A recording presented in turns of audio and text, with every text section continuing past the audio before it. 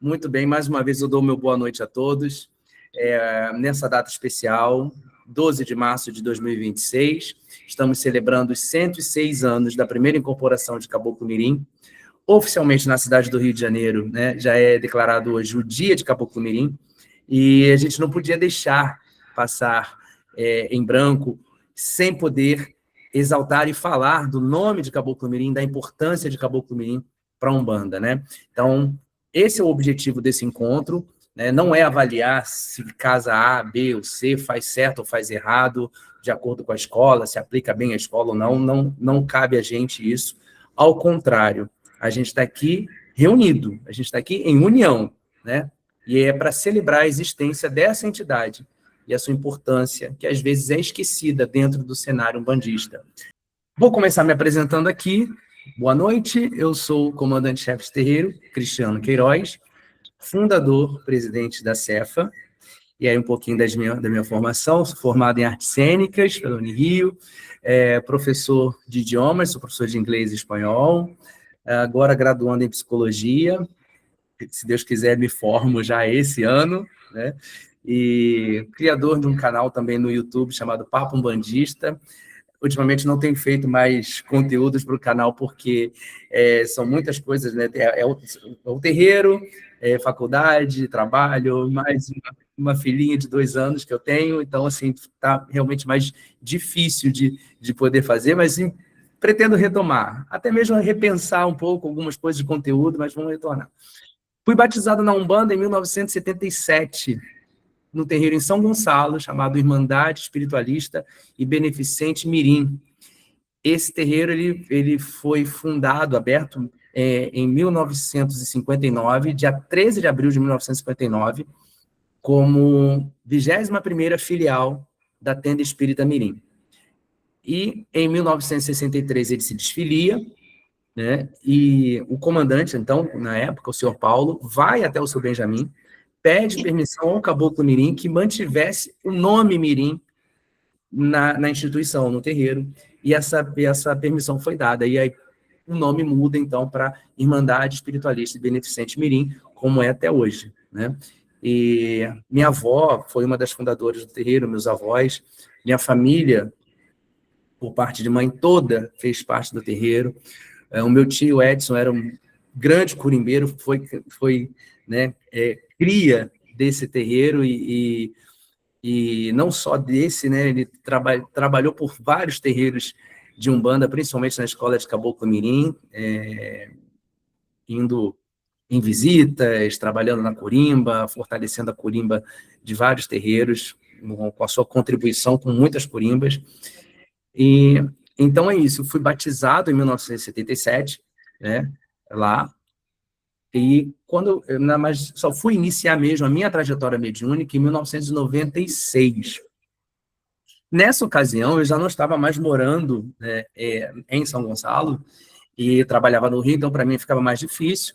Então, acabei indo parar na Tenda Espírita Mirim, na Matriz, né? Então, eu fui para a tenda, fui médium da Tenda Espírita Mirim, da Matriz da Tenda Espírita Mirim, até mais ou menos o ano de 2004, 2005, e acompanhei, então, a minha comandante, né, na época, a dona Ângela, comandante da, então, 6ª Filial de Piedade, quando ela abriu o terreiro dela, e lá fiquei até eu ter a permissão também para abrir minha casa em 2007.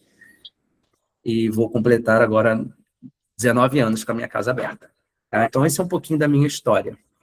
E agora eu vou apresentar para vocês um senhor simpático, este senhor simpático aqui, que eu acho que todos já devem conhecer, comandante-chefe de terreiro Benjamin Gonçalves Figueiredo, fundador da Tenda Espírita Mirim, um dos baluartes da nossa Umbanda, fundador do Primado de Umbanda, primeiro Tupixaba, primaz de Umbanda, né? Foi o primeiro primaz de Umbanda. Ele foi funcionário, né, e aposentado do HSE, Hospital de Servidores de Estado, e é muito importante dizer isso, porque muita gente pensava que o Benjamin, né, que ele só vivia da tenda, e é importante a gente frisar que nós, né, comandantes, não vivemos do nosso terreiro, nós temos as nossas profissões, né, a gente tem a nossa atuação profissional, né? E o terreiro é a missão, né? É a nossa missão espiritual. Então, assim como nós, Benjamin também, né? O seu Benjamin, ele não era um comandante-chefe de terreiro, não era a profissão dele, né? Então, ele tinha a profissão, tinha a família dele, enfim. Contar essa história, então, dessa missão muito grande de Caboclo Mirim, espalhar a caridade e a seus filhos abençoar. Eu gosto dessa frase porque...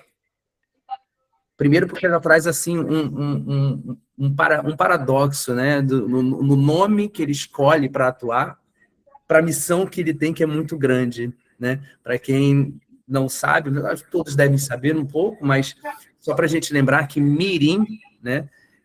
Da língua tupi, Mirim quer dizer pequeno.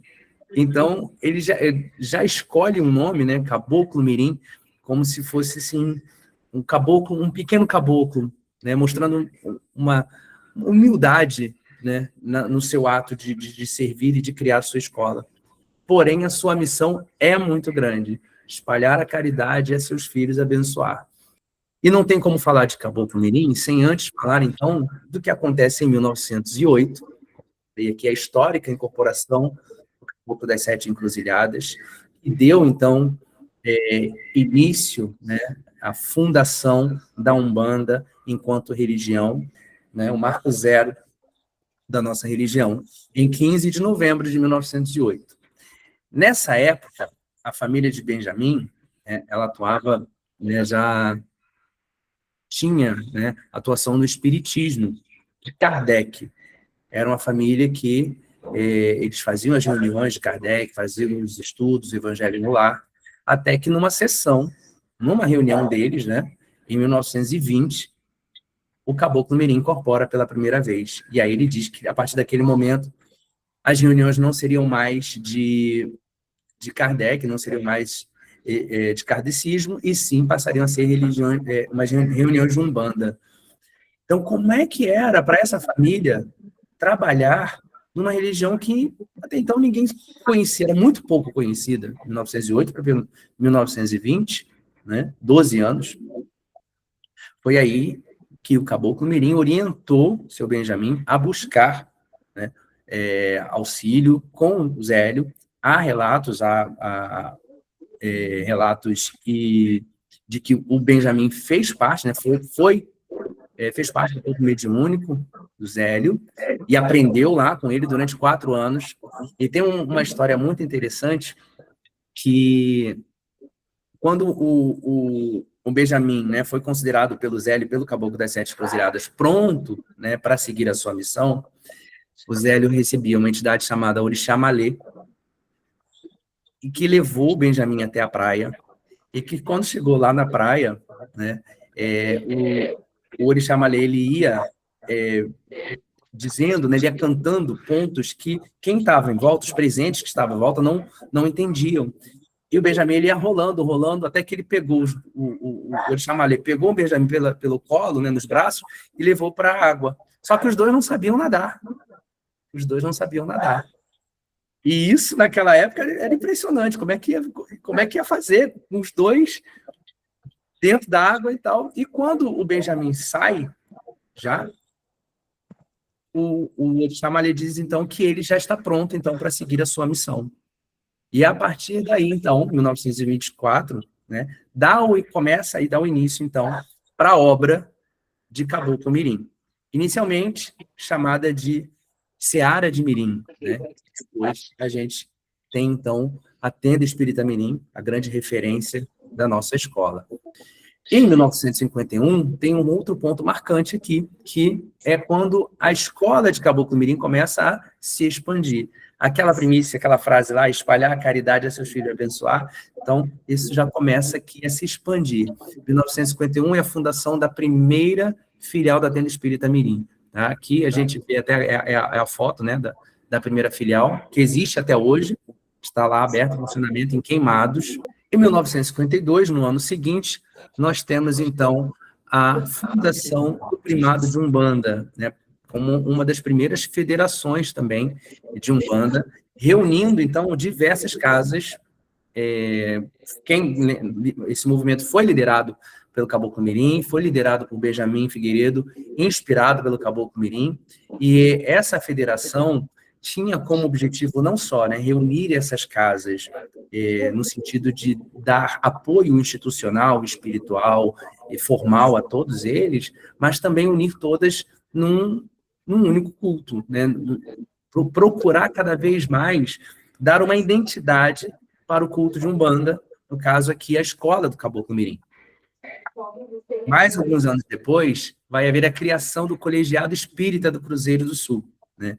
Junto com a UEUB, Primado de Umbanda, a CEUB, que foi a confederação também fundada pelo Tata Tancredo, né? UEUB fundação, é uma federação fundada por Zélio de Moraes, e outras duas federações. E aí, essas federações, elas se unem, né, em um congresso para definir, para alinhar ali entre os seus líderes, né, como seria, então, feito o culto de Umbanda a partir dali. Só que cada um com os seus princípios, cada um com as suas primícias, cada um com os seus aprendizados, e muitos deles ali muito apaixonados realmente pelo que faziam, né, pelas suas missões ali. Então, assim, ali alguns começaram a ver aquelas pequenas divergências, onde cada um foi seguindo para o seu lado. É importante a gente falar, né, que, assim, embora cada um tenha seguido por caminhos paralelos ali, mas nenhum foi conflitante. Esse momento também é um momento que, assim, foi muito importante, né, porque reuniu essas confederações, que vai, lá na frente, desencadear nessa foto aqui, que também é bem marcante, uma gira comandada, né, uma gira idealizada e conduzida ali por Caboclo Mirim, o seu Benjamin, em 1961, no Maracanãzinho. Toda vez que eu vejo essa foto, eu fico assim, meu Deus, o quanto de força, o quanto de vibração não saiu daquele Maracanã. Aquele Maracanãzinho devia ter virado uma panela de pressão naquele dia, com tanta força, com tanta vibração ali, né? Então, era para mais de 4.000 médiuns reunidos em uma gira de confraternização, união de força. Em 1975, há uma certa ruptura entre a Tenda Espírita Mirim e o Primado de Umbanda. Na verdade, o seu Benjamin, ele até então exercia ali, né, como primaz de Umbanda, eram feitas eleições, realizadas eleições, e ele sempre era reeleito, né, o primaz de Umbanda, e nessa época, talvez por decisão de ambas as partes, né, o primaz foi eleito um novo primaz de Umbanda. E justamente nessa época também aconteceu aí uma ruptura. E a gente começa falando uma frase que diz o seguinte: a Umbanda é a manifestação do espírito para a prática da caridade. Essa frase é de Léo de Souza, está no livro O Espiritismo, a Magia e as 7 Linhas de Umbanda. É uma frase também, né, que muita gente atribui ao Caboclo das 7 Encruzilhadas, né, que ele também dizia isso, mas essa citação foi registrada por Léo de Souza neste livro de 1933. E vamos falar, então, como eu falei, a Umbanda de Mirim, ela começa, né, a Tenda Espírita Mirim, o primeiro nome dela é Seara de Mirim. E ela começa com um modelo de culto que era o mesmo da Tenda Espírita Nossa Senhora da Piedade naquela época, tá? Que era um trabalho de Umbanda de mesa, que são chamados, né, Umbanda de mesa. Muita gente hoje em dia até fala assim, mas a Umbanda de mesa é uma Umbanda muito próxima do Kardec e tudo. Sim, porque essas eram as referências, inclusive, desses dirigentes. Era a referência tanto do Zélio Fernandino de Moraes, porque a primeira manifestação do Caboclo das 7 Encruzilhadas se deu na Federação Espírita do Rio de Janeiro, né? Então, assim, era essa referência que tinha, e foi essa referência também de Benjamin Figueiredo, junto com sua família. Então, era natural que o culto umbandista passasse também por essas sessões, por esses trabalhos. Então, assim, a gente tem, inclusive, aqui a foto já da matriz, né, no início da década de 40, com as mesas. Então, era um trabalho, basicamente, né, fundamentado na Umbanda, na Umbanda de mesa, digamos assim, né? As sessões os trabalhos de mesa eram muito influentes e fazia parte tanto da doutrina, né, da ritualística da tenda espírita Nossa Senhora da Piedade e, consequentemente, como o Benjamin, inclusive, foi aprender com Zélio, era natural que ele também mantivesse esse trabalho até que Caboclo Mirim, então, passa novas orientações para ele, né? Um templo de Umbanda é um hospital de almas onde se socorrem os sofredores, encarnados e desencarnados. Mata e Silva é o autor, né, dessa citação. Para quem não conhece, né, os trabalhos de banco, durante as sessões de passe, né, nós tínhamos os médios de passe atuando com seus caboclos e recebiam assistentes, sentados no banco, aqui que ficava bem ao meio, né, bem no centro aqui do terreiro, de um lado o lado masculino, de outro lado o lado feminino, mas ficavam sentados de costas um para o outro, os médios de banco. Esses médios, eles trabalhavam no fundamento de limpeza, de descarrego, trabalhavam toda a parte de descarregar tudo que estava passando por ali, seja nos assistentes, seja no ambiente, porque muitas vezes não era só o que estava sendo descarregado, não era só ali aquele assistente que estava próximo daquele médium. Às vezes não estava nem sendo trabalhado aquele médium, aquele assistente específico ali. O trabalho de banco, o médium que trabalhava no banco, né, ele é responsável por segurar toda essa energia, toda essa descarga através do choque anímico que está correndo no terreiro nesse momento. Quando eu falo com os meus médios sobre o trabalho de banco, eu sempre falo para eles assim que eu imagino, por isso que eu usei essa citação do Mata e Silva, porque o que eu vejo, né, no trabalho de banco é como se fosse realmente ali um hospital, um pronto atendimento. Você está ali no pronto atendimento, que aí vão chegando, né, as pessoas com suas queixas, com suas doenças e tal, e aí tem a parte que faz a triagem, depois você vai para um primeiro atendimento, você vai para um segundo atendimento, e tudo era muito dividido. O terreiro, né, era muito dividido, e todos os médiuns sabendo em que área, né, em que ala, digamos assim, eles estavam atuando naquele momento. E assim é até hoje nas sessões, nos trabalhos de banco. Você consegue visualizar ali, no trabalho de banco, né, tendo essa percepção do que está sendo cada médium, cada setor ali, o que cada um está trabalhando. E é um grande exemplo de trabalho de coletividade em prol de um objetivo. Porque estão todos eles num coletivo, cada um dentro da sua função, para que todo aquele trabalho possa ocorrer de forma harmônica, né? Para que todos os assistentes sejam recebidos, para que todos os médios que estão ali também, né, coloquem ali as suas intenções, para que sejam também trabalhadas naquele banco, não necessariamente somente os assistentes, né, estavam ali trabalhando. Uma coisa que eu oriento também aos meus médiuns hoje em dia, se você está ali, está trabalhando no banco, se tem algum problema, né, seu, busca ali no banco também, colocar os seus problemas ali, as suas intenções. Lógico que você não vai trabalhar somente para você, mas antes do trabalho, se colocar ali, colocar suas intenções, para que venha também as respostas, que venham as respostas para você, para que venha o caminho para você. Mas eu acho que o trabalho de banco, as sessões de banco, né, são trabalhos essenciais. Eu acho que todos deveriam trabalhar. E, mais uma vez, não é um julgamento, é uma percepção, porque é um fundamento importante do trabalho mediúnico, inclusive.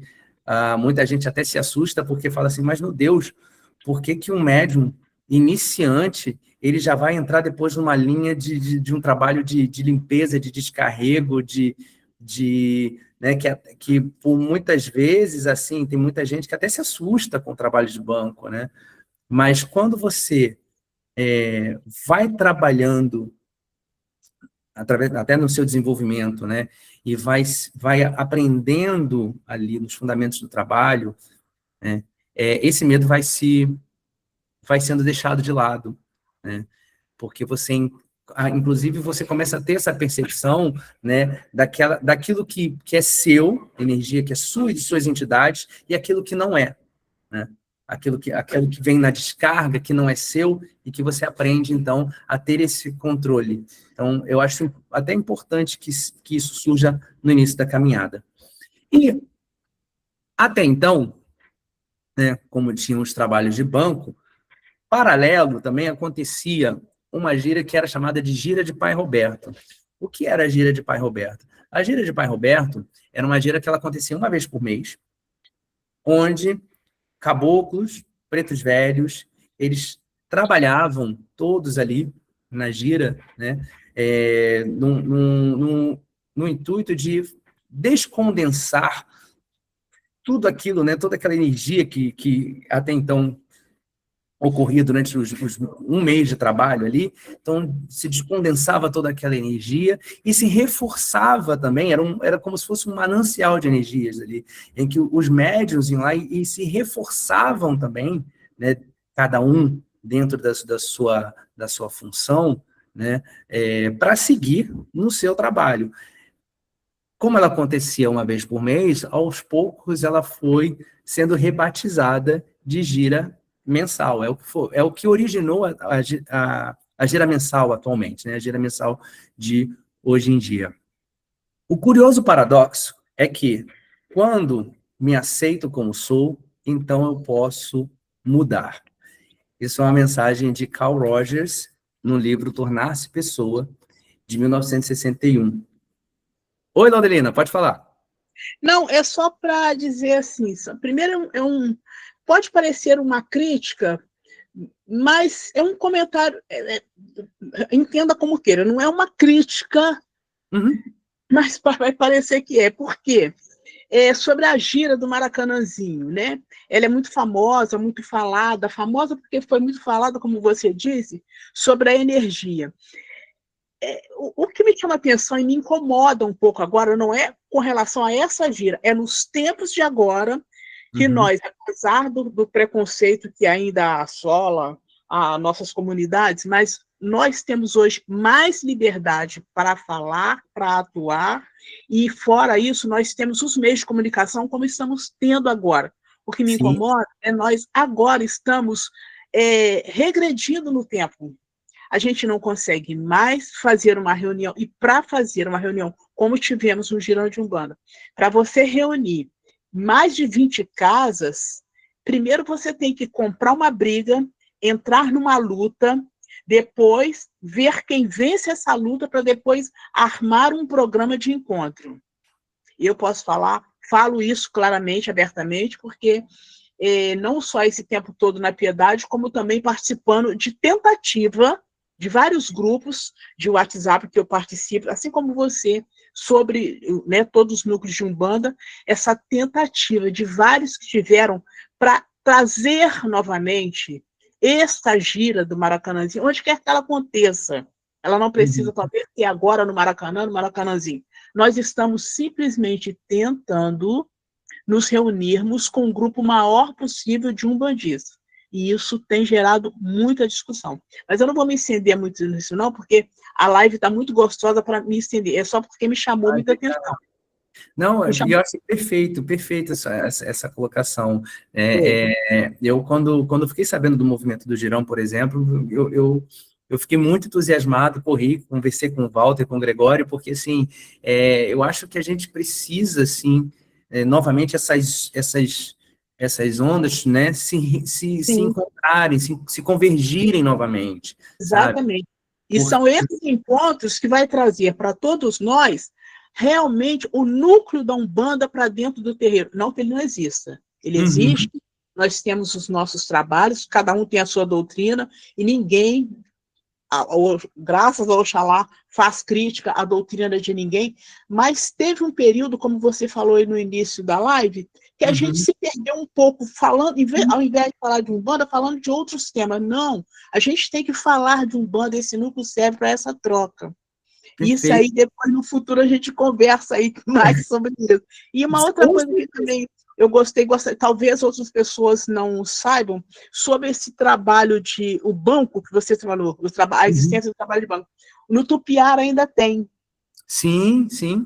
Que é muito bonito. Talvez alguns terreiros que têm um trabalho com uma doutrina diferente, porque a doutrina vem oriunda do dirigente espiritual da casa, mas algumas pessoas mais novas que não conheçam, ou vá até uma das tendas mirins para conhecer, ou também no Tupiara. Eu já participei como assistente no meu início lá na Umbanda, lá no Tupiara, que é assim, é uma corrente maravilhosa. Ela chega a ser assustadora porque ela nos provoca a querer saber mais. Sim, é muito bacana. O Tupiara, que é outra referência, inclusive, Sim. Pode falar, Áurea. Estamos te ouvindo. Boa noite. Boa noite. Tudo bem? Tudo bem. Eu tenho duas dúvidas sobre o banco.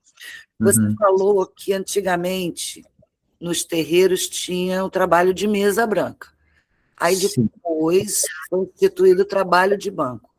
A pergunta 1, o trabalho de banco, ele substituiu a mesa branca? É um trabalho paralelo, parecido com o mesa branca?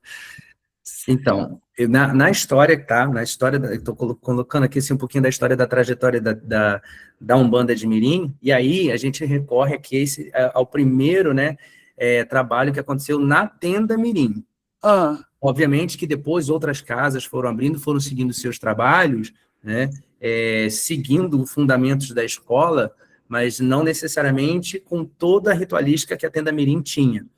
E isso, assim, lá atrás, né, na Umbanda de Caboclo Mirim, na tenda Mirim, sim, aos poucos, né, o trabalho de mesa foi saindo e foi entrando trabalho mais de terreiro. E juntamente com esse trabalho de terreiro, foi entrando também o trabalho de banco. Não foi uma coisa muito assim, não foi uma coisa, como posso dizer, quebrada, assim. Hoje não tem, amanhã já tem banco, né? Até porque o médium precisava também ter esse preparo. Acho que foi uma coisa que assim, caminhou naturalmente. Se a gente parar para ver também que, assim, num trabalho de mesa também se fazia desobsessão, também se fazia limpeza, também se fazia descarrego. Então, apenas saiu a mesa. O trabalho dos médiuns sentados ali nos bancos, nas cadeiras, nos bancos, prevaleceu. Então, essa função continuou.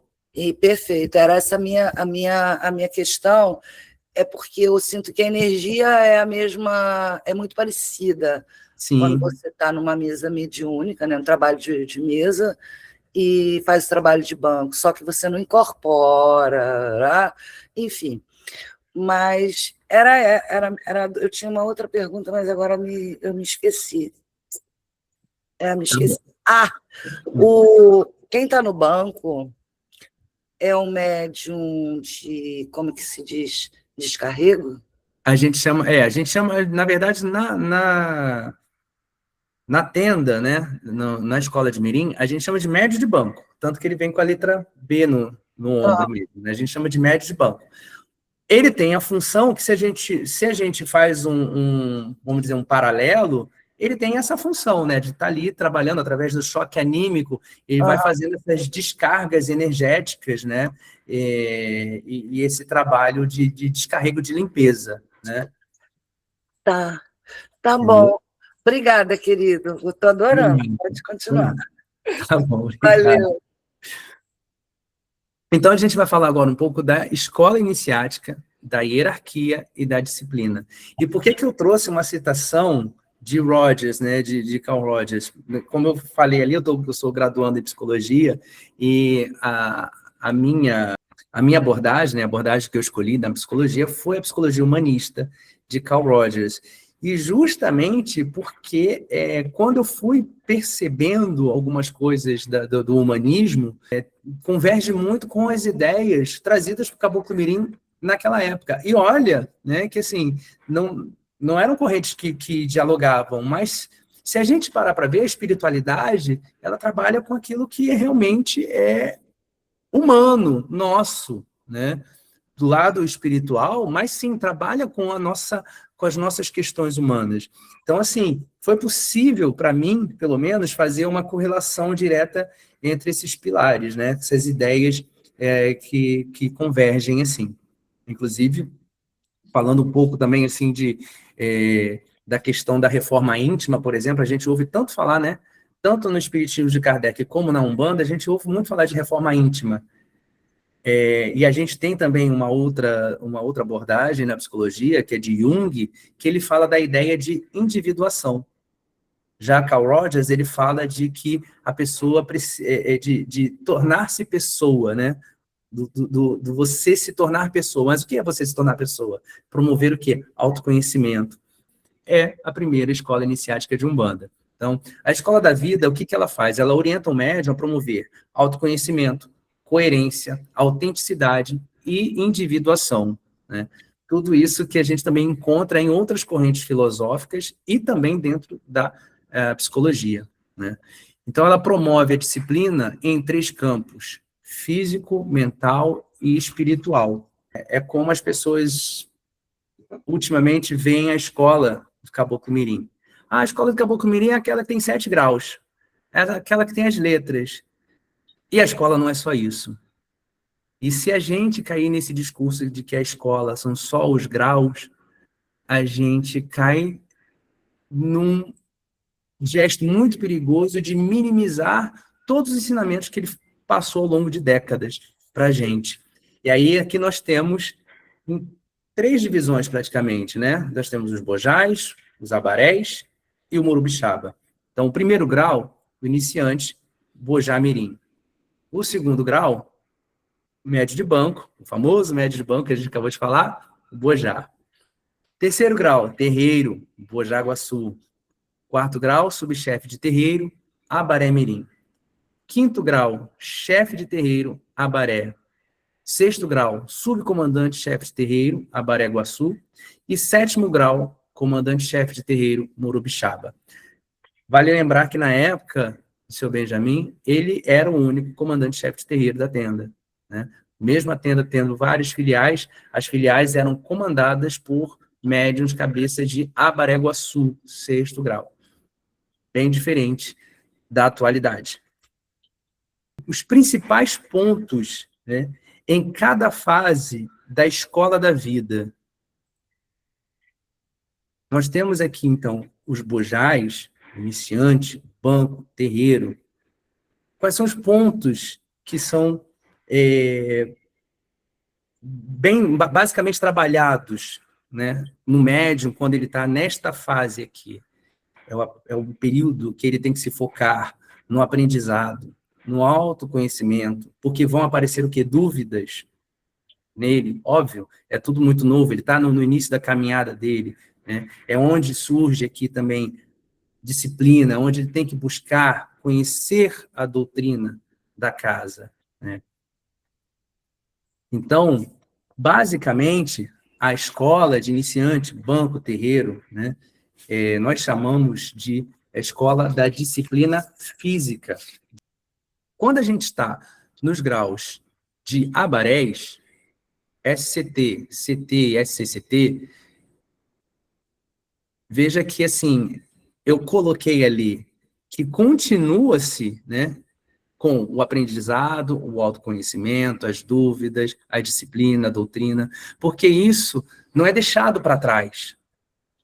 Na escola, a gente vai aprendendo, né, e o conhecimento, ele precisa se agregar. A gente vai agregando conhecimento, a gente vai agregando trabalho, a gente vai agregando experiências, né? Então, não existe essa coisa de, eu agora sou médium de 4º grau, então tudo que é de terreiro, banco, iniciante, agora eu deixo para trás. Não, muito pelo contrário. Você carrega consigo e você agrega a isso outros valores, outros pontos que precisam ser trabalhados agora nessa fase da escola da vida, né? Que é buscar sempre ali orientação, estar em consonância com o seu comandante, né? Esclarecimento, ética, algo que é muito importante na escola de Caboclo Mirim, em qualquer outro terreiro, né? É muito importante né?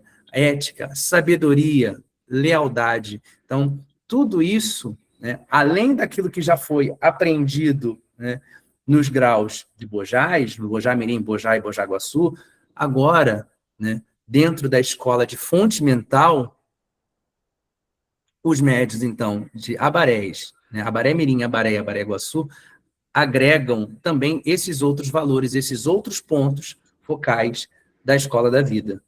Para quando, né, um médium que chegue ao grau de CCT, comandante-chefe de terreiro, ele já tem, né, tudo isso já carregando consigo e em exercício sempre, tá? Porque não é porque ele é um comandante-chefe de terreiro que ele não vai ter alguma dúvida sobre algo. Não é porque ele é um comandante-chefe de terreiro que ele não vai continuar buscando o seu autoconhecimento, que ele vai buscar esclarecimentos. Em fases diferentes, óbvio, né?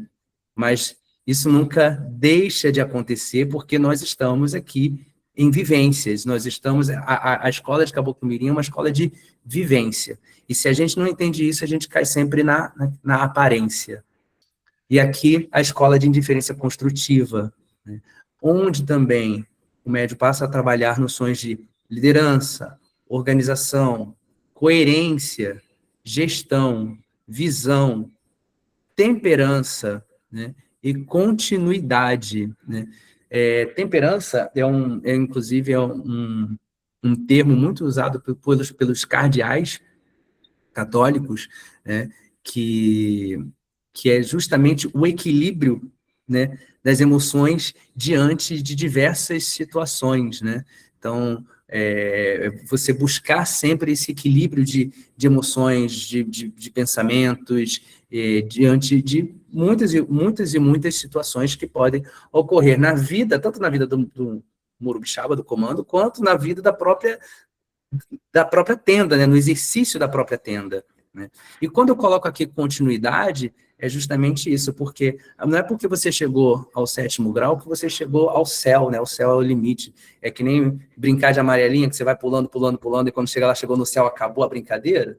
Não. Aqui a gente tem, né, faz parte também do comandante-chefe de terreiro, do Morubixaba, né, ter a continuidade, né, no seu aprendizado, no autoconhecimento, em tudo isso que já foi que vem sido trabalhado dele desde lá de iniciante, né?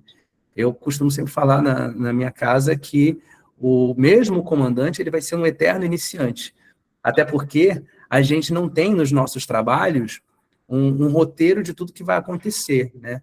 Não é assim, uma gira de umbanda, por exemplo, ou uma sessão, até mesmo uma sessão de passe em radiação, ela não é uma coisa engessada, que você já sabe exatamente o que vai acontecer. Tem uns pontos, a ritualística. A ritualística, ela é, né, linear e essencial. Porém, a gente sabe que cada sessão, ela vai ser diferente uma da outra. Por mais que seja lá, você pode ter a sessão de passe toda quarta-feira. Cada quarta-feira vai ser diferente. Sem tirar do raciocínio, eu só queria realmente frisar que não é a escola da vida, a gente não visa chegar a CCT.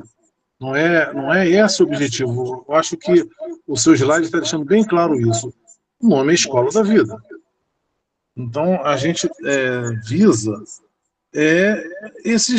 essas qualidades, expandir nossos valores, como diz, essas qualidades que estão colocadas aí. Você pode chegar a 6º grau e ser uma pessoa feliz, ter uma baita mediunidade, tá? ter a sua coroa, guias queridos que transformam a vida de pessoas, é uma liderança nata até no terreiro, mas às vezes o médium não tem de nascença da personalidade dele esse instinto de liderança, de organização, de gestão, comandar um terreiro. E eu digo por experiência própria, é a parte maravilhosa. Para mim, Sérgio, por exemplo, eu acho que eu não tenho muito desses últimos itens amarelinhos aqui do CCT, não. Porque, para mim, a parte maravilhosa era botar a mão no peito e dizer salve Oxalá e começar os trabalhos, de roupa branca. Essa parte, liderança, organização, gestão, Cara, tem certos aspectos de tocar um terreiro, de lidar com pessoas, de lidar com a sua comunidade, que requer um temperamento especial, requer uma personalidade talhada para isso. Você tem um jeitão que é seu, que as entidades vão trabalhar, vão aproveitar isso para transformar aquela comunidade e fazer o terreiro crescer. Mas não quer dizer que todo mundo nasça com esses dons. Isso não se aprende na escolinha, não. Você tem essas qualidades pessoais para ser um bom CCT, ou não tem. Mas isso não tem nada a ver com a espiritualidade que você tem. Então, que ninguém se sinta inferiorizado por não ser graduado a CCT, achar que estão me diminuindo, que ninguém leve para o coração, porque não quer dizer que todos tenham de ser CCT. Eu aprendi que CCT é aquele que está à frente de uma comunidade, à frente de uma tenda. Sei que hoje em dia existem CCTs que só comandam uma sessão e não comandam tenda, são ali o segundo de uma tenda e tal, mas dentro do que é a essência da escola, ser um 6º grau, com a sua espiritualidade serena, tendo vivido tanta coisa que o caminho mostra aí que se aprende, já está maravilhoso, já está super bom, você cresceu pra caramba nessa encarnação. Perfeito. Tá bom, Cris? É isso. Obrigado, Sérgio. Poxa, é importante isso, né? A gente entender isso, porque vivemos um mundo hoje em dia, né, que a gente foi feito para competir o tempo todo. O mundo de hoje, ele está extremamente competitivo. Você está lá, você tem que bater todas as metas, você tem que estar com o quadro do funcionário do mês, da semana, sei lá, de que tem que ser o seu sempre e tal. Então, exige muito isso já da gente o tempo inteiro, né? Porém, né, numa escola iniciática, num trabalho espiritual, como você agora ressaltou, e muito bem, assim, tem várias coisas que vão acompanhar isso, né? E você pode ser, exatamente, um excelente abareguaçu, né? E, de repente, você está ali buscando o seu, né? O comandante-chefe de terreiro, porque todo mundo porque na casa de fulano agora tem, porque não sei quem tem, não sei quem. E aí você vai ao comandante-chefe de terreiro, e aí, né? Não, a coisa não sai como você, nem mesmo como você esperava. E aí, de repente, pode vir até uma frustração, e você, depois de anos e anos e anos naquela casa, você sai, você se desliga, talvez você vai abrir seu terreiro, talvez não, né? E até mesmo se decepciona e joga isso para a espiritualidade, né? Decepciona-se com a espiritualidade, quando, na verdade, talvez tenha sido querer dar um passo maior do que a nossa perna pode alcançar, né? Então, eu acho muito importante a gente levantar isso. Já tive médium já na casa que chegou para mim uma vez e falou: um dia eu quero ser CCT que nem o senhor. Eu falei: não faz isso não, filho, não faz isso não. Não pede isso, assim. Até digo assim, se for do seu merecimento, já pede daqui, que venha tudo isso aqui agora. Tudo isso aqui, vivencia isso primeiro, vivencia essa primeira coluna, vivencie o aprendizado, o autoconhecimento, né? Tire as suas dúvidas e tenham outras dúvidas, né? Trabalhe com disciplina, estude a doutrina da casa. Foi para a escola de fonte mental, né? Ali no quadro dos abarés, né? Então, reforce o aprendizado, reforce o autoconhecimento. Você tem que reforçar tudo que está em branco e acrescentar isso, o que está ali em amarelinho, né? Porque você vai passar a ser referência para alguns que estão lá na escola de Bojás. Então, você tem que estar preparado para orientar, você tem que estar preparado para esclarecer, porque você passa a ser braços, inclusive, do comando. E aí, se você, né, passa uma orientação e não está de acordo, inclusive, com o seu Morubixaba, com o seu comandante, aí já começa a instalar dúvida em quem está ali buscando você como referência, né? E quando você chega lá no comando, né, como um comandante-chefe de terreiro, você já trabalhou tudo isso, precisa dar continuidade a esse trabalho e agregar outras coisas, saber que o trabalho de comandante-chefe de terreiro ele não vai ser só espiritual, ele é institucional, você passa a ser, eu falo por experiência própria, está aqui dona Mãe Laudelina também aqui, que pode falar, não sei se tem outros dirigentes aqui presentes, mas você passa a ser CPF e CNPJ. E tem uma hora que, às vezes, você mesmo não sabe se você é CPF, se você é CNPJ, porque, às vezes, vão exigir de você algumas atividades, alguns fatos vão exigir de você, algumas situações, um posicionamento enquanto instituição, e você tem que abrir mão de ser pessoa física nesse momento, para se posicionar enquanto instituição. Por mais que isso, de repente, dentro da pessoa física, você vai ficar ali um pouco, poxa, né, um pouco sentido, mas às vezes você vai ter que fazer isso, e vice-versa, né? Então, esse, por exemplo, conduzir uma comunidade é algo que é muito sério e que exige responsabilidade. Eu digo até responsabilidade espiritual, pessoal, institucional e com a sociedade, né? O conceito, então, da disciplina física, né? Ele é muito mais amplo, como eu falei já agora há pouco, ele é muito mais amplo e simbólico do que apenas um cuidado com a saúde, com o corpo, né?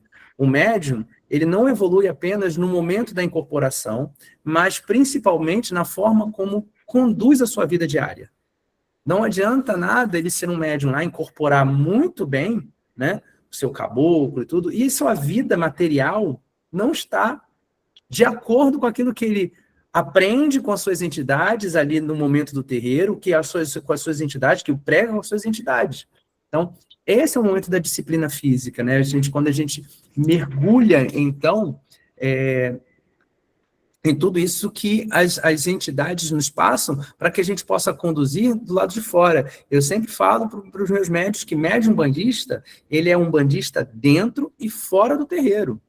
O que ele aprende, né, com as entidades, seja com o Morubixaba, seja com os abarés, e até mesmo com a sua própria entidade ali, porque um médium iniciante, ele aprende com o caboclo dele, ele aprende com o preto velho dele ali em desenvolvimento também, né? Então, isso ele tem que levar também para o mundo material, né? Então, e para isso a gente precisa ter noções, né, e buscar essas noções de uma postura moral e ética no mundo material, né? A gente precisa buscar responsabilidade com a palavra, com o trabalho, com as pessoas, né? Respeito à hierarquia e às normas do terreiro, regularidade, comprometimento com o desenvolvimento mediúnico, tudo isso é a base da disciplina física, tudo isso é a base, então, desse primeiro trabalho.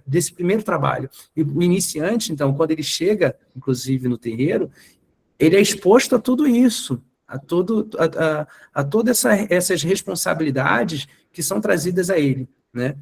E não estou dizendo aqui, tá, gente, que iniciar na Umbanda é um bicho de 7 cabeças. Se tem alguém aqui que é da nossa assistência, que esteja interessado em ingressar na casa, não é isso.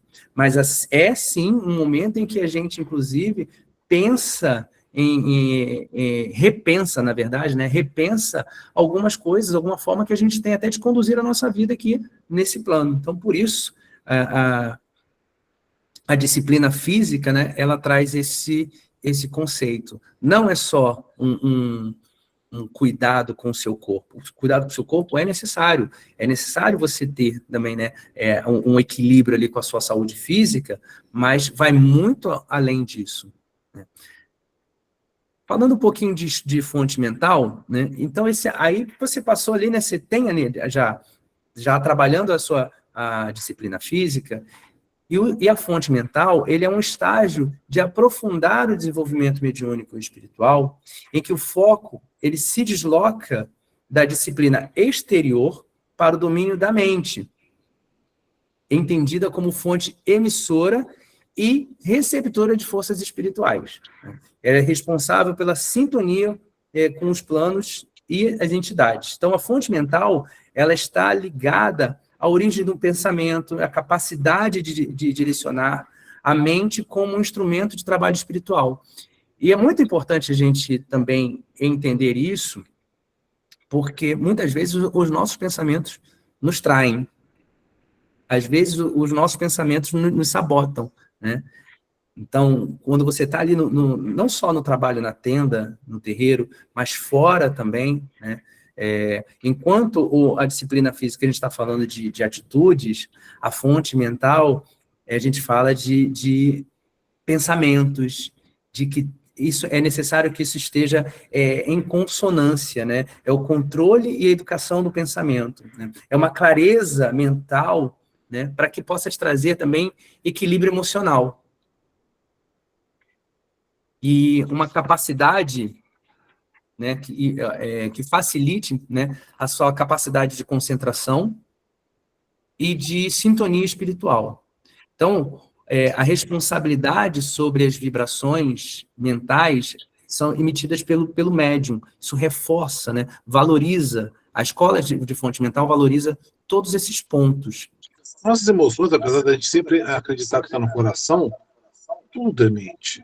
Na verdade, a fonte mental é a gente encontrar o equilíbrio da pessoa que nós somos, né? Tanto filtrando os pensamentos, que nós adquirindo disciplina sobre os pensamentos, policiando melhor os pensamentos, canalizando melhor os nossos desejos. E tudo isso, os pensamentos, os desejos, as emoções, como nós reagimos, essa escola de fonte mental. A gente se tornar menos reativo e treinando, exercitando uma serenidade, uma paz interior, que a gente possa cada vez mais chegar a trabalhar com as entidades, cada vez mais a gente está sereno, calmo, já teremos aprendido alguma coisa com a disciplina física, estaremos bem alimentados, estaremos cientes das nossas obrigações. Ninguém precisa ficar dizendo para a gente que a gente tem que tomar um banho para ir para a sessão, que a gente deve cuidar do nosso uniforme e que a gente deve chegar num horário decente. Ninguém vai precisar dizer mais isso para você. E você está trabalhando suas emoções, porque a gente precisa aproveitar essa grande oportunidade que a Umbanda dá para evoluir.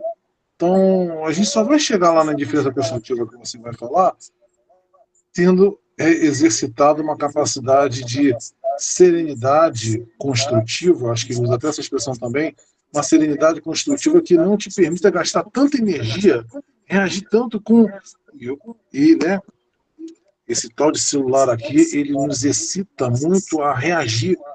A gente é provocado o tempo todo pelas redes sociais a reagir, às vezes negativamente, e isso é um desperdício de energia, a gente perde foco, a gente se entristece com certas coisas que a gente vê, ou às vezes que não são exatamente como são no mundo real, mas nesse mundo de faz de conta da telinha, a gente se abala.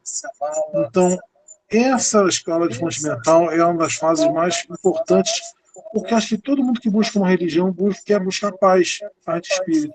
Então, vivam bem essa fase, nós vivemos a vida inteira, continuo vivendo até hoje, exercitando a arte de não reagir a bobagens, a não querer subir nos palanques da vida e achar que eu tenho de ser o juiz, né? Como você falou lá no início da palestra, tem que ser o juiz, tem que apontar o dedo, isso está errado, e cada um esteja certo no seu erro, e a gente vai passando o que a gente tem para passar, e que nós somos todos irmãos, e todos nós somos falhos, né? Ninguém aqui pode dizer que é melhor que ninguém. Que a gente seja feliz, isso é que é importante. Inclusive, eu acho que é interessante porque, assim, o Caboclo Mirim, ele nos ensina, então, a disciplina física, para que a gente possa entender, inclusive, isso, né? As questões físicas e tudo, e logo depois vem a mente. A gente sabendo que a mente pode interferir drasticamente, brutalmente no nosso físico, no nosso material, e a gente sabe disso, né? Então, acho que é tudo muito bem conduzido e muito bem amarrado se a gente para analisar e para ver, né? E aí, nesse ponto, a gente chega na indiferença construtiva, né? E como eu coloco aqui, o conceito de indiferença construtiva, quando a gente ouve a palavra, né, principalmente quando tem essa palavra indiferença, as pessoas dizem, nossa, indiferença? Né? Como é que pode a gente falar de indiferença? Então, já vamos colocar de cara que o conceito, ele não se refere assim, tipo, não é uma frieza emocional, não é desinteresse por ninguém, não é uma coisa assim, da tipo, eu sou alguém me falar comigo, indiferença construtiva. Não, não é isso, né? É a capacidade de não se deixar dominar por paixões, por conflitos, por vaidades, elogios, críticas, até os elogios. Se você está num terreiro de Umbanda buscando isso, buscando elogio, buscando, enfim, qualquer outro tipo né, de retorno, tá errado. A gente já começa falando isso lá atrás, né? É bom ver esses conceitos aí. Se você começa no primeiro grau já pensando no sétimo, sem saber se realmente isso está dentro da sua escola de vida, você já tá começando com o pé trocado, né? Então, acho que isso é importante a gente falar, que a indiferença construtiva é isso, né? É a gente não se deixar dominar, até porque esse tipo de paixão, de conflito, esse é humano. Então, isso bate a nossa porta, visita a gente o tempo inteiro, em todos os momentos da nossa vida. Vai ter, às vezes, algum momento que você vai estar, né, para baixo, lá, sua autoestima, e se você não tiver controle disso, ou se você não tiver como trabalhar a sua própria autoestima, você deixa isso te influenciar. Você vai deixar uma crítica te influenciar, ou até mesmo um elogio, você vai potencializar esse elogio, e quero mais, e quero mais, e quero mais. As redes sociais estão aí, né? A gente vive hoje em dia a função dos likes. Você tem que ter likes, você tem que aparecer, você tem que engajar, você não pode ser cancelado, né? A gente vive hoje em dia muito, principalmente essa coisa, a questão da aparência. Fulano tem muitos seguidores, então ele é o cara. Ele tem lá, bate seus 100 mil, 150 mil seguidores, nossa! Mas produzindo o que às vezes não está produzindo absolutamente nada, não está contribuindo com nada, né? A gente sabe de pessoas que têm aí milhões e milhões de seguidores à base de discurso de ódio, né? Então, assim, é nesse ponto, né, que a indiferença construtiva bate. Por quê?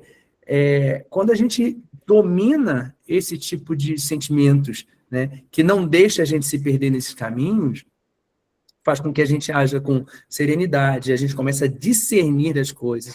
Desapego mesmo, até desapego. Tem coisas que a gente precisa desapegar para seguir adiante, né? E manter o foco no trabalho espiritual e, principalmente, no bem coletivo. Saber que você trabalha, às vezes, ali, né? Você vai dar sua contribuição individual para uma corrente.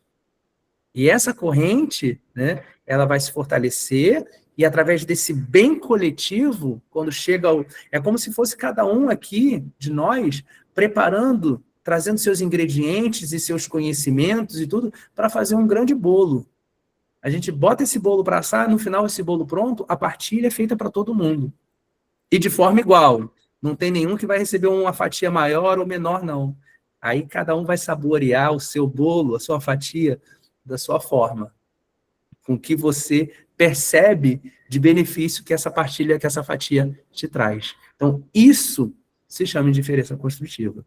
Os terreiros afro-brasileiros são considerados espaços sociais, místicos e simbólicos, onde a força vital é conservada, manipulada e transmitida. E aí a gente vai linkar aqui com os templos da Escola de Caboclo Mirim. Não dá para eu falar agora dos templos da Escola de Caboclo Mirim como uma coisa única, tá? Mas é muito fácil quando a gente, às vezes, adentra um terreiro, mesmo sem saber, e aí você olha e fala assim, opa, Escola de Caboclo Mirim. Porque pode não ter tudo que foi trazido por Caboclo Mirim naquela época, mas tem as suas referências ali muito, muito fortes, muito latentes, né?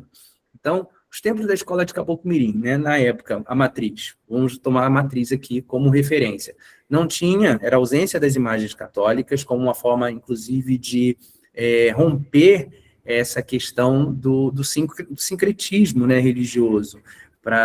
A visão que Caboclo Mirim teria das linhas de Umbanda era uma visão muito particular, né, era uma visão única, né, que ele trazia de fundamentos, e que não eram linkados assim com imagens físicas. Eu inclusive, né, hoje em dia muita gente se questiona disso. Ah, mas você pegar uma Santa Bárbara e chamar ela de Yansan. A gente entende, tá? Mais uma vez, a gente entende o fundamento histórico disso, que é toda uma questão de resistência que merece ser falada aqui, por que nasceu o sincretismo religioso, como parte da cultura brasileira, né? Mas Caboclo Mirim, ele tentava dar uma identidade para a Umbanda, da escola da vida, onde não houvesse, onde essa interferência, né, não existisse, né? Onde essa questão do sincretismo não interferisse no seu ritual. Então, para que o sincretismo religioso não interferisse na ritualística, foram abolidas, então, as imagens católicas dos altares. Só tinha, então, a imagem de Jesus com a inscrição o Médium Supremo, né? Mas, e por que o Médium Supremo? Eu procuro explicar assim, de uma forma bem simples, né? Que é como se Jesus, né? Não estou dizendo o Jesus mitológico, o Jesus bíblico, digo Jesus espírito evoluído, assim como vários outros espíritos evoluídos passaram por essa terra, né? Mas ele foi um espírito evoluído de grande destaque para a humanidade, a ponto, inclusive, de nós termos o mundo antes e depois dele, né? Contado o tempo antes e depois da passagem de Jesus pela Terra. Então, ele é o exemplo de médium que nós devemos seguir, ou pelo menos buscar chegar mais próximo, né? Desse exemplo de médium, né? Se nós pudermos chegar, sei lá, a um estágio de Cristo, que poucos conseguem, né? Pouquíssimos espíritos conseguem, mas que a gente pudesse, então, chegar, né? Então, por todo o seu ensinamento, por toda a sua vivência, né, aqui na Terra, é colocado, então, como referência ali, né? O Médium Supremo. Ele é o Médium Supremo, e nós ali somos o quê? Médiums. Então, ele não se diferencia de nós. Se nós seguirmos, né, as diretrizes da nossa escola, da escola, né, da disciplina física, da disciplina de fonte mental, da disciplina de indiferença construtiva, nós vamos sim, né, dentro da escala que nos limita, chegar mais próximo do que seria essa idealização do Médium Supremo. E uma outra coisa curiosa também que tem nos terreiros de Mirim, muita gente, né, que é um destaque também, é uma corimba composta por tambores e não por atabaques. A corimba, o termo corimba, ele se assemelha com o termo curimbó. E o curimbó, em algumas comunidades, né, originárias, era um tambor que ele era tocado eles pegavam uma árvore grande, né, do tronco, eles deixavam o tronco oco, cobriam com o couro e estava formado ali o curimbó. As curimbas, essa referência do toque do tambor, né, e ter um toque bem peculiar, bem marcado da nossa corimba, né, é uma característica também presente nos templos da escola de Caboclo Mirim. E aí outras características também, algumas curiosidades da escola de Caboclo Mirim, né? Médiuns não utilizam fios de conta. Ah, mas aí o médium está menos protegido? Não havia, né, dentro da visão de Caboclo Mirim, não havia necessidade da utilização dos fios de conta como um elemento ali de proteção para o trabalho daquele médium. Mas aí o pessoal pergunta assim, mas não existe nada, nem nada que possa proteger e tal, né? A gente tem os pontos riscados dos nossos caboclos, pregados em nossos uniformes, né? Isso, para mim, é um símbolo magístico muito forte. Acredito que, assim, se eu fosse colocar num paralelo com um fio de conta, para mim, cristiano, tá? Aí a minha vivência, né? E como eu falei aqui, estamos falando de escola de vivências, né? Para mim, isso tem um mesmo significado. Está ali o ponto, né, do terreiro, no peito, que a gente sabe também que não é um simples desenho qualquer que foi feito aqui no Photoshop, não. Ele é trazido por uma entidade, ele tem todos os significados ali, está aqui ó, no seu peito. Tem o ponto do caboclo, né, no caboclo do comando, do Morubixaba, aqui no braço, né? Então, para mim, é como se fossem ali, né, fazendo parte da minha armadura, da minha roupa de proteção, que é o meu uniforme. E aí a gente fala também dos uniformes brancos, né, os médiuns calçados, e esse é um ponto que sempre gera muita polêmica, toda vez que eu falo, às vezes quando tem fotos da nossa gira, vídeos, né, até mesmo as lives, né, que a gente faz transmissão ao vivo também das nossas giras, aí tem sempre um que vai perguntar, mãe, mas o caboclo tá de tênis? E o caboclo de calçado, o caboclo de all-star? Não, não é o caboclo que está de tênis. É o médium que trabalha calçado, e o médium trabalha calçado sim. E a gente não vê nenhum problema nisso.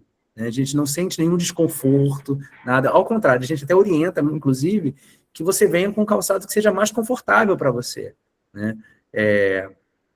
Então, não, mas reforçando aqui, né, não o calçado que vai diminuir ou vai tirar a força daquela entidade, né?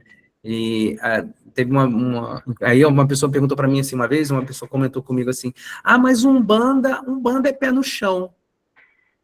Eu falei, concordo, Umbanda é pé no chão. Mas o que é um pé no chão para você? Aí ela, pé no chão, pé no chão. Eu falei, tá, quando você diz que você é uma pessoa pé no chão, você quer dizer o quê? Que você está sempre descalça? Não, né?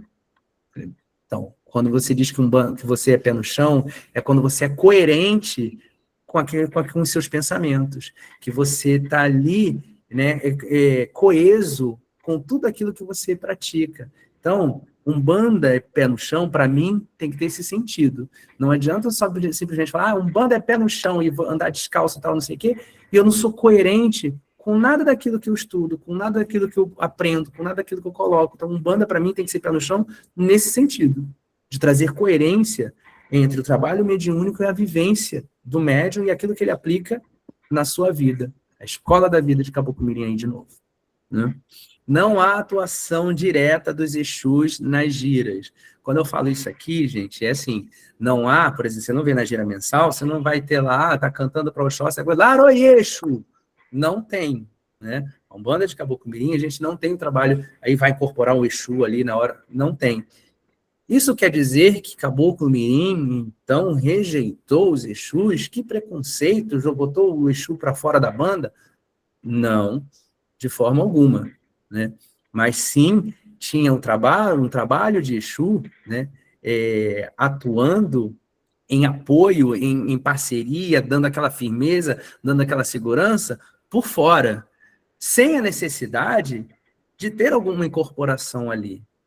Caboclo Mirim nunca disse que não trabalhasse, né? Que a gente deixasse a banda de Exu, que deixasse Exu de lado e tudo.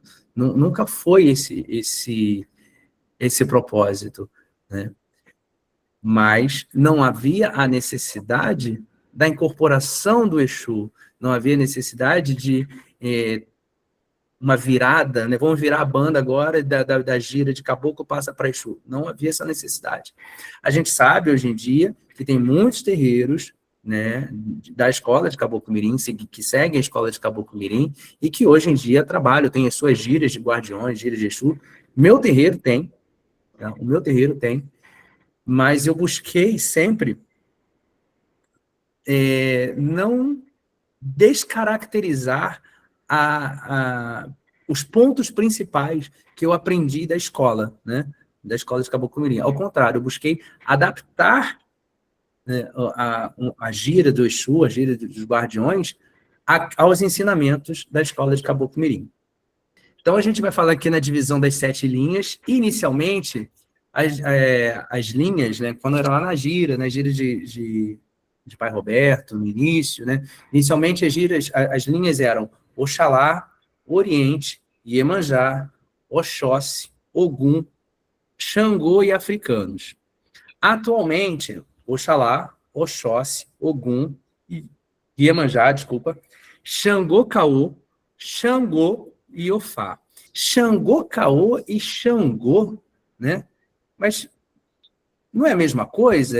Por que então tem essa divisão entre aspas? Na verdade, não chega nem a ser uma divisão, mas sim um ponto de vista, né, diferente de uma outra linha. Né? Ele é o regente de uma vibração que canaliza o conhecimento dos mestres do Oriente. Espíritos de antigos iniciados, filósofos. Então, assim, é o princípio, né, da magia, é o princípio da filosofia. Né? Enquanto as linhas, né, focam no emocional, a conexão de Xangô, né, do Oriente, foca na razão espiritual, na decifração de mistérios, né, o intermediário da lei. Vale a pena a gente lembrar que assim, a escola de Caboclo Mirim, ela possui influências iniciáticas, né, que até que se espelham um pouco também em outras simbologias, como, por exemplo, a simbologia maçônica. E, curiosamente, né, na maçonaria, eles têm a figura de São João Batista, se eu não me engano, como um patrono, né? A figura de São João Batista.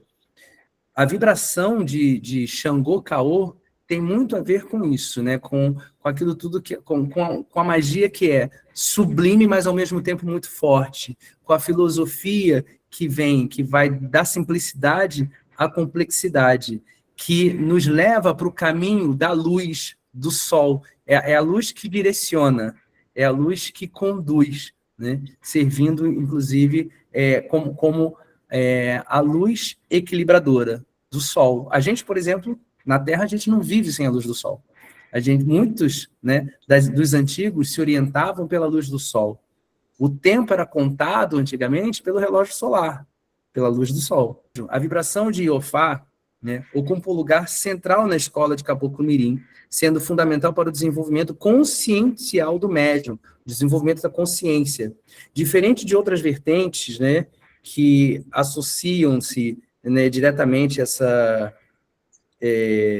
fonética, né, com... Se fala Iofá, o pessoal pensa logo em Ifá, nada tem a ver com isso, nada tem a ver com Ifá, mas traz, sim, aquilo que é da ancestralidade, né? É a vibração da sabedoria e da filosofia. É a sabedoria silenciosa. Iofá, ela representa a aplicação prática da sabedoria no dia a dia. A energia que ensina o adepto a caminhar com resignação, com silêncio, né? Aquele silêncio diante de obstáculos da vida. Né? Então, assim, essa vibração ajuda a elevar o espírito acima dos preconceitos, da vaidade, do egoísmo. É o domínio sobre o eu. Iofá é a força que permite o indivíduo processar as experiências com clareza e propósito. Não busca apenas um acúmulo de conhecimento intelectual, mas a compreensão espiritual necessária para que o médium conserte a sua própria vida de acordo com seu paladar, como já pregava o Caboclo Mirim. Então, por isso, né, que Iofá é tão ligado, né, a esse valor da resiliência, né? E quem mais, né, embora sendo uma manifestação abstrata, né, ela se manifesta através de quem? Da linha dos pretos velhos.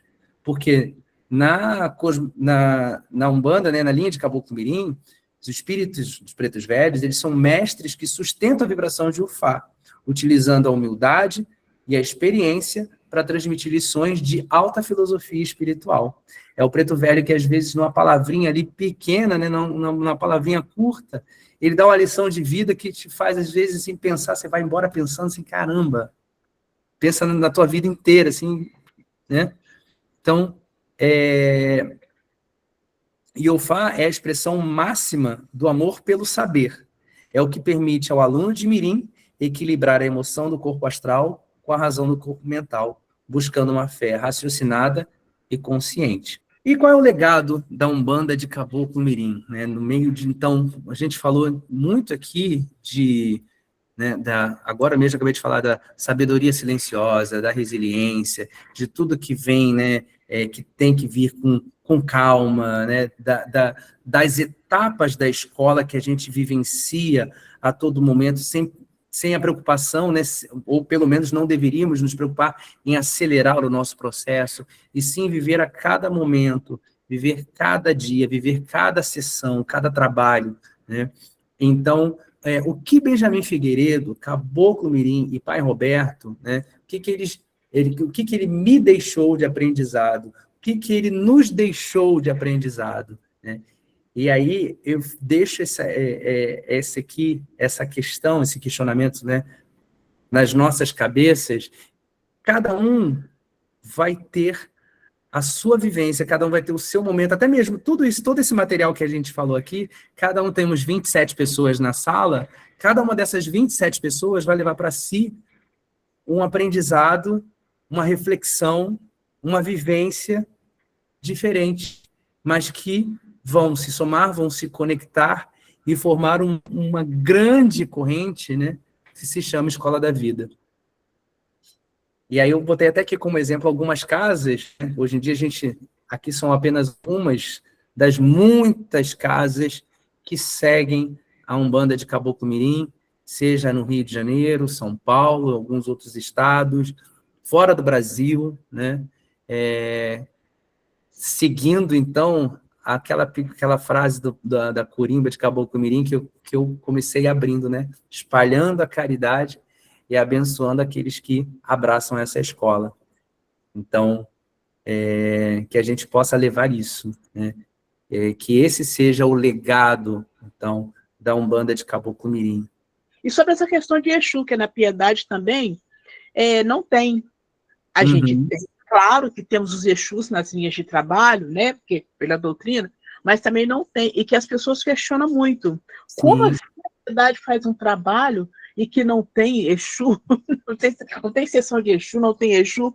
O que você colocou sobre o trabalho de Pai Roberto, né, em que vocês vinham os pretos para fazer um trabalho, como se fosse um trabalho interno, né, os pretos e os caboclos, sobre a questão de diluir um pouco a demanda que fica para os médicos com relação ao trabalho de banco, né? Vocês têm esse trabalho que acredito que seja um trabalho interno que vem com os pretos, os caboclos, aí é um trabalho meio fechado. O que nós temos é a sessão que a gente chama de sessão de descarga, que é uma sessão fechada, mais ou menos com um trabalho parecido, mas que é para diluir um pouco a densidade que sobra para os médicos em decorrência dos trabalhos de passe, né?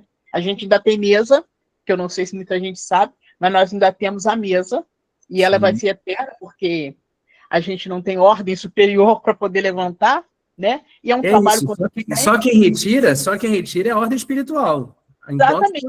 E é um trabalho consistente, então a gente tem mesa e tem também o trabalho com os passes, né? Mas assim, eu gostei disso. Eu vou dar chance para todo mundo falar. Tá. Eu gostei muito da live. Obrigado. Olha, agradeço muito, fico muito feliz também com as palavras. E assim, só para a gente, até para esclarecer, quando eu falei, né, do trabalho, da gira mensal, né, que é esse trabalho de descondensar e tudo, mas ele não é um trabalho fechado, não. A nossa gira mensal ela é aberta, mas eu sempre falo isso para os meus médiuns, assim, a gira mensal é um trabalho que é direcionado para os médiuns e para a corrente espiritual da casa. Tem assistência ali? Tem assistência ali. Mas o objetivo maior, inclusive, é dessa troca mesmo. É o médium descondensar tudo que está ali, sabe? Tirar aquele peso dele do mês, Sim. Né? Até mesmo dele mesmo, do dia a dia, do trabalho, de tudo, né? Tirar aquele peso dali e sair dali renovado com toda a energia que a egrégora da casa promove. Sim. E aí, por isso que, inclusive, nas giras mensais, a gente canta, né, para todas as linhas que nós trabalhamos e louvamos dentro da Escola de Caboclo Mirim. Então, é uma gira que ela dura em torno de 5 horas, né? 4, 5 horas. Ela começa com Oxóssi, e aí a gente, né, de Oxóssi, e tem uma coisa, ela não vai quebrando, é uma gira que ela vai fluindo, é como se a energia começasse ali, começa, né, cantando para Oxalá no início e na abertura, depois começa efetivamente a gira cantando em Oxóssi com os caboclos, aí entregamos a energia para Ogum, essa energia ela passa pelas águas, né, das Iabás, ali, Iemanjá, Oxum, Iansã, Nanã, entrega-se para Xangô e encerra-se com Iofá. Então, assim, ela é uma gira que ela é toda fluida, ela é toda fluida. E dentro dessa fluidez, né, é onde há esse momento de descondensar aquilo que precisa ser descondensado, né, e beber na fonte ali desse manancial de energia que está ali na cabeceira, no ponto do comandante, vibrando para frente do terreiro, sabe? E a gira rodando ali, nós fazemos a gira ali nos caboclos, as entidades ficam em movimento anti-horário, né? Que é um movimento da Terra, ou seja, a gente está se colocando em sintonia com todas as energias vibratórias, né, do planeta, então... Eu conheço o trabalho, achei maravilhoso. Eu tive a oportunidade de ir eu não sei se é a Matriz, mas onde a Janaína estava. É a Matriz, isso. Onde a Janaína estava, não sei se ela continua presidente, eu tive lá a oportunidade, a convite dela ir participar de uma gira, achei muito bacana, assim, muito bonita. Sim. E já deixo aqui meu convite para um dia você vir conhecer a nossa casa também. Vou sim. Primeiro, parabéns, né? Muito legal. Estou aqui por isso mesmo, porque eu sei que você é muito dedicado, conheço você de longa data, nós somos parceiros há muitos anos, e eu sabia que ia ser um momento bem especial. Obrigado. Eu queria fazer um comentário. Eu não sei, eu achei que eu estou acostumado com Teams, com outras plataformas. Eu vi logo no início alguns irmãos me mandaram um alô, pediram assim, tá devendo um autógrafo no livro e tal. Eu vi as mensagens, estaremos juntos. Tá? Eu agradeço o carinho de todo mundo que mandou uma mensagem logo no início. Eu fiquei aqui fuçando, mas não sei como é que responde. Então, vai a resposta aqui agora. E eu queria deixar um registro aqui que vocês...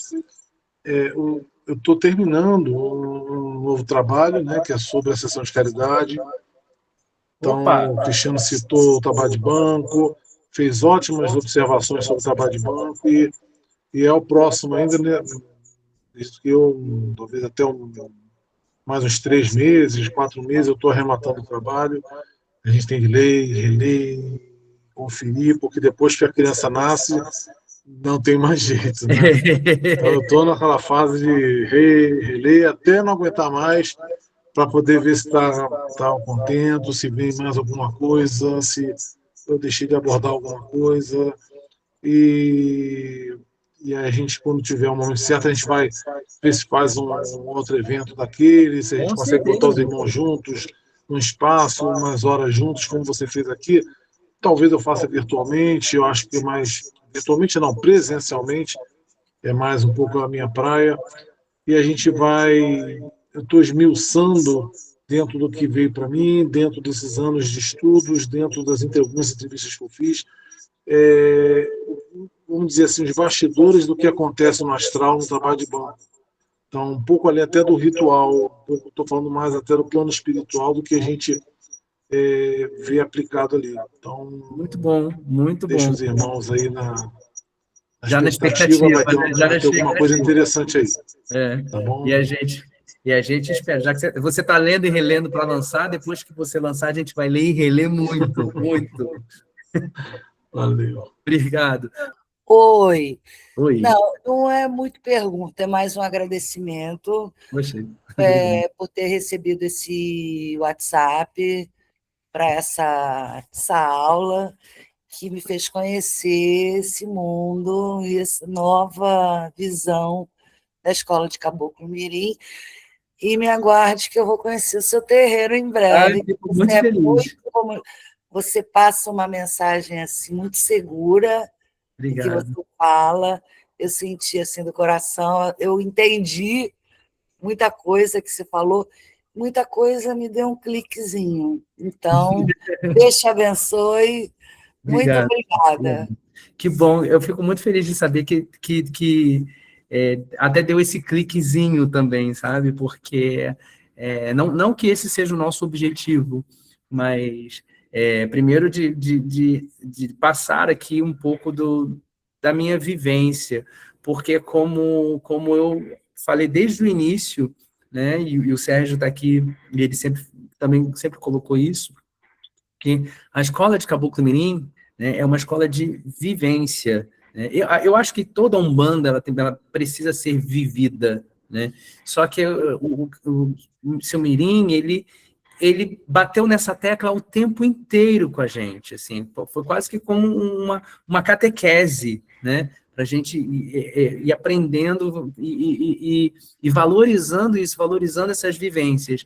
E como eu falei também, assim, infelizmente, né, hoje em dia, a gente vive a época do digital instantâneo, a gente vive a época do tocou, né? Tocou na tela, tá lá, bum, aparece, sabe? A gente está vivendo a época agora da inteligência artificial, que eu chego e falo assim, faz um vídeo assim, assim. Não, se eu quiser fazer um vídeo de eu abraçando o Caboclo Mirim, eu posso fazer, né? Então, assim, então a gente tem vivido muito essa época que ilude, a época da ilusão. Exatamente. E assim, me preocupa muito porque eu, como falei, tenho uma filha agora de 2 anos, né? Eu tenho médiuns muito jovens e que eu gostaria que não vivessem trouxessem para a Umbanda essa ilusão, porque a Umbanda precisa ser vivenciada e verdadeira, porque aqui não dá para a gente usar as coisas na inteligência artificial. A inteligência espiritual está muito mais à frente da gente, né? Caboclo Mirim trouxe toda essa inteligência espiritual em 1924. A gente está aqui em 2026, né? Em 1920, na incorporação, 24, quando ele funda a tenda, mas a gente está aqui... Rapidinho, Júnior, desativa o seu som rapidinho, por favor. Que tá... Obrigado. Daqui a pouco eu abro para você. Mas a gente está aqui, por isso que a gente está aqui hoje, celebrando 106 anos da primeira incorporação desse mestre, dessa entidade que merece muito ser lembrada para que não caia no esquecimento do touchscreen de hoje em dia. Né? Porque a verdade é essa, estamos tudo muito rápido e essas coisas vão se deixando de lado como se você estivesse passando a tela no touchscreen e deixando de lado. E é isso que nós queremos. Exatamente. E um dos cliquezinhos assim, que você sutilmente me passou, além do imediatismo que a gente está vivendo, é que a Umbanda, com a sutileza dela, ela faz você olhar para dentro. Que não adianta você buscar fora, será que eu sou médium e tal, e receber, se você não se conhecer, o autoconhecimento, isso que eu li aí foi um grande clique que deu na minha cabeça. Que não adianta eu ficar batendo cabeça e tal, se eu não tivesse autoconhecimento, que é fundamental de todo mundo, né? Sim, exatamente. Então, obrigado mais uma vez, te agradeço muito. Eu que agradeço muito. Tchau. Julinho, pode falar, filhão. Opa, mano, desculpa aí, não sei qual áudio aberto. Então, Cristiano, primeiramente agradecer, né, pelo material que você trouxe, muito feliz. Até porque eu sou iniciante, né, na Umbanda de vertente mirim e confesso que acabei me apaixonando por essa vertente e até mesmo pela tenda mirim específica. Mas, assim, falando um pouquinho sobre mim, pelo fato de eu ser iniciante, tá, eu trago até uma reflexão e uma pergunta em seguida também. É que eu percebo que mesmo, você estava até falando agora há pouco, mas eu percebo que mesmo mediante a tanto conteúdo decorrente dessa era digital que a gente vive, onde a informação aparece, né, está em todo lugar, eu percebo, tá, eu estou falando mais por mim, como iniciante, que ainda assim é difícil encontrar conhecimentos e fundamentos mais profundos dessa vertente. Mesmo tendo tanto tanto conteúdos aí pela internet. E onde eu também falo um ponto aí sobre isso. A gente sabe que muitos dirigentes eles não vivem, né? Na verdade, não sei se tem algum que vivem do terreiro específico. Então, ele é ocupado, né? Com família, trabalho, estudo. Muitas das vezes, a gente, como médium iniciante, tem dificuldade de fazer essa troca com quem tem mais conhecimento. Então, daí, às vezes, a gente vai para a internet e acaba vendo coisas que não agregam para o nosso conhecimento, né? E eu costumo dizer que a busca incessante, né, pelo conhecimento é o que mantém os fundamentos e as tradições vivas. Porque quando o médium busca estudar, perguntar e se dedicar, ele não apenas recebe informação. Eu penso que ele acaba construindo uma consciência espiritual e respeito pela raiz daquilo que ele segue. Só que, às vezes, eu penso que talvez, né, você falou até de questão de dispersão, de estar se perdendo, eu acho que também, às vezes, a própria casas deveriam fazer mais isso aqui que você fez agora, sabe? De trazer mais conteúdos didáticos como esse aqui. Eu acho que também seria muito legal, porque eu falo com a minha visão de iniciante, porque eu sou um cara que eu sou muito curioso. Então, eu tenho perguntas o tempo todo, e às vezes é difícil eu ficar mandando mensagem para dirigente o tempo todo, né? Para irmãos que são mais antigos, eu penso assim. Então, fica aí minha pergunta e também a minha reflexão sobre isso.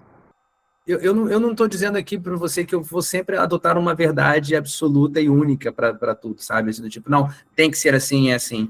Eu sempre falo, você sabe porque você está no módulo de estudos com a gente, embora seja do terreiro da Fabiana, que é minha afilhada. Então, assim, você aprende ali, e eu falo sempre o quê? Olha, tudo que eu estou explicando aqui é o meu ponto de vista, é o ponto de vista do terreiro da Cefa. Mas o pessoal do Arandu tem que conversar com a Fabiana e vivenciar tudo que você está aprendendo no teórico na prática, porque senão também fica somente a leitura pela leitura. Concordo com você que, assim, na verdade, Júnior, assim, a gente não tinha muita literatura de Umbanda, né? No início tinha alguns autores de Umbanda. O seu Benjamin, ele escreveu poucos livros, não foi escrever muitos livros, né? Sob orientação do Caboclo Mirim, né? Depois a gente tem um surgimento aí de outras vertentes, né? Dirigentes que vinham com muitos livros, e às vezes com uma série de livros, como, por exemplo, o Sarraceni, por exemplo, né? Não desmerecendo, né, os livros dele ou a doutrina que ele traz, mas, assim, meus médiuns, por exemplo, toda vez que eles vão procurar alguma coisa, eu falo, vocês não estão livres de procurar. Até porque, assim, eu não posso dizer isso para vocês, porque vocês têm a internet na palma da mão, gente. Todo mundo hoje em dia tem internet na palma da mão. Qualquer coisa, se eu tenho alguma dificuldade, eu falo, Google, me ajuda aqui. O que é isso? E tal. É isso que a gente faz. Então, a única coisa que eu falo é filtrem. Filtrem bastante. Filtrem bastante. E, principalmente, se algo está completamente divergente daquilo que a sua casa trabalha. Se aquilo está completamente divergente do que a sua casa trabalha, eu acho que, assim, é algo que você pode, né, merece todo respeito, tudo, mas isso não vai se enquadrar aos trabalhos da minha casa. E está tudo certo, e está tudo bem. Então, assim, procure sempre estudar, pesquisar, nunca é demais. Mas sempre tem, assim, um filtro, autocrítica mesmo, né? Desenvolva a sua autocrítica para que você possa, inclusive, construir as suas percepções e trazer isso, e isso vai facilitar, inclusive, no seu trabalho mediúnico. Nós estamos tendo a oportunidade de viver a nossa ancestralidade de ensinamento. Por quê? O Caboclo das Sete Encruzilhadas, o Social, ele viveu ele morreu com 80 e poucos anos, mas ele, naquela construção das casas, era muito trabalho, e assim, um trabalho que iniciou com médios, assim, que a maioria deles que acompanharam o Sozélio eram pessoas, assim, muitas mulheres, e muitas delas, assim, analfabetas, que a gente brinca, assim, de pai e mãe, não sabiam ler nem escrever, eram analfabetas mesmo, mas um espírito de luz altamente iluminado, porque tinha uma percepção do campo da espiritualidade, sem sequer saber exatamente o que era aquilo. Hoje nós temos livros que nos conduzem a esse conhecimento.